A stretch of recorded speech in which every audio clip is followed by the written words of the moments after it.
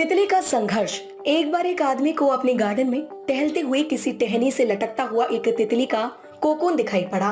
अब हर रोज वो आदमी उसे देखने लगा और एक दिन उसने नोटिस किया कि उस कोकून में एक छोटा सा छेद बन गया है। उस दिन वो वहीं बैठ गया और घंटों उसे देखता रहा। उसने देखा कि तितली उस खोल से बाहर निकलने की बहुत कोशिश कर रही है, पर बहुत देर तक प्रयास करने के बाद भी वो उस छेद से नहीं निकल पाई और फिर वो बिल्कुल शांत हो गई, मानो उसने हार मान ली हो। इसलिए उस आदमी ने निश्चय किया कि वो उस तितली की मदद करेगा। उसने एक कैंची उठाई और कोकून की ओपनिंग को इतना बड़ा कर दिया कि वो तितली आसानी से बाहर निकल सके।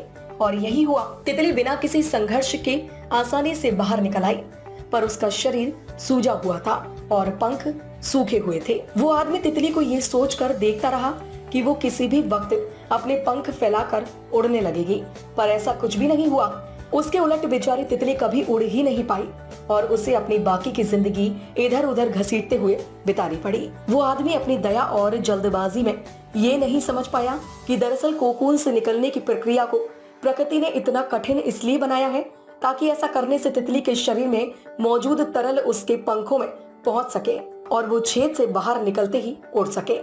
वास्तव में कभी कभी हमारे जीवन में संघर्ष ही वो चीज होती है जिसकी हमें सचमुच आवश्यकता होती है। यदि हम बिना किसी स्ट्रगल के ये सब कुछ पाने लगे तो हम भी एक अपंग के समान हो जाएंगे। बिना परिश्रम और संघर्ष के हम कभी उतना मजबूत नहीं बन सकते जितना हमारी क्षमता है। इसलिए जीवन में आने वाले कठिन पलों को सकारात्मक दृष्टिकोण से देखिए।